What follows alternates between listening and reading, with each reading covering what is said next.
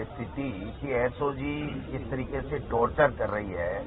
कि लोगों को सुसाइड करना पड़ रहा है। मैं तो कह रहा हूं लगे हाथ मुख्यमंत्री जी को एक जांच जो सीबीआई से कराए उसमें एसओजी के जो 2 साल का कार्यकाल है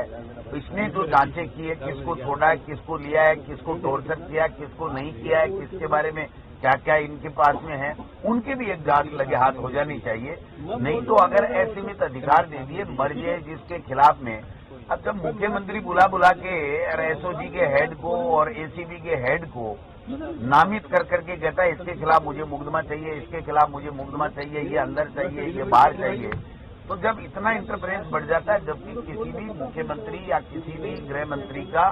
कभी भी एसीबी के मामलों में, एसओजी के मामलों में इंटरफेरेंस नहीं रहता है। लेकिन ये तो पर्ची से बने, ऊपर से पर्ची आ गई कि ये इस तरीके से आपको करना है, वो करेंगे। ये बहुत दुर्भाग्यपूर्ण है और हम सब उनकी साथ में इस संवेदनाएं हमारी उस परिवार के साथ में, उनको अच्छे तरीके से उनको पैकेज मिलना चाहिए, एक बच्चे को नौकरी मिलनी चाहिए और इसकी न्यायिक जांच होनी चाहिए कि उसको क्यों सुसाइड करना पड़ा।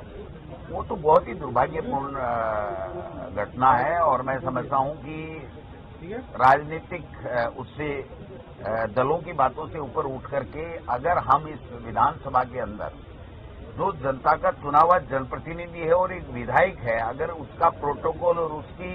अगर गरिमा भी बना के नहीं रखेंगे तो इससे बड़ा दुर्भाग्यपूर्ण कुछ नहीं हो सकता। माननीय स्पीकर साहब से भी हमने निवेदन किया है और विधानसभा में भी बोला है उन्होंने। मैं समझता हूं कि शायद उनको आज बुलाया होगा, उनके ऊपर कार्रवाई होगी और नहीं होगी तो बजट या बजट के बाद में जैसा भी टीकाराम जूली साहब हमारे नेता प्रतिपक्ष तय करेंगे, हम इस मुद्दे को गंभीरता के साथ में उठाएंगे और सरकार को मजबूर करेंगे कि उनके खिलाफ एक्शन हो।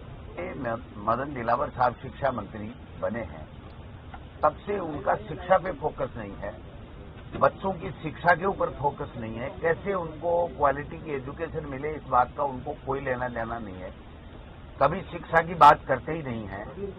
और अब तो हद होगी, पहले कुत्तों को भगाने के लिए टीचर्स की ड्यूटी लगा दी, उससे पहले बजरी की रखवाली के लिए बजरी अवैध परिवहन नहीं होना चाहिए, इसके लिए टीचर्स की ड्यूटी लगा दी। अभी कल परसों बूंदी नैनवा के अंदर राम कथा 9 दिवसीय राम कथा के लिए ड्यूटी लगा दी। एसआईआर में पहले से ड्यूटी लगी हुई है ही, पंचायत राज के अंदर ड्यूटी लगी हुई है ही, जनगणना का कार्य शुरू हो गया उसमें ड्यूटी लगी हुई है ही, तो फिर इन बच्चों को पढ़ाने की ड्यूटी कब लगेगी? बच्चों को पढ़ाने की इनकी कोई जिम्मेदारी नहीं है। 12,000 ट्रांसफर इन्होंने परीक्षा के 1 महीने पहले कर दिए और उसमें से भी 67% प्रशासनिक और उनमें से भी 20% ने ज्वाइन नहीं किया, सब के सब कोर्टों के चक्कर खा रहे हैं। यानी सब जगह स्कूलों में बच्चों को पढ़ाने के लिए टीचर नहीं है और मंत्री जी खुद वो बागेश्वर धाम के बाबा आ गए और 15 दिन तक वहां नाच गाना कर रहे हैं और वहां से ट्वीट कर रहे हैं कि ये है वो है, पता नहीं कैसी ट्वीट किए बताते हैं। इनके पूरे 2 साल के कार्यकाल में शिक्षा के नवाचार को लेकर के, सार्वजनिक शिक्षा को अच्छी कैसे बनाया जाए, कैसे हमारे आने वाली पीढ़ी को अच्छी शिक्षा दी जाए, इसके लिए ऐसी ट्वीट 2 साल में नहीं किए जितने बेड़ेश्वर धाम की कथा के अंदर कर दिए गए हैं।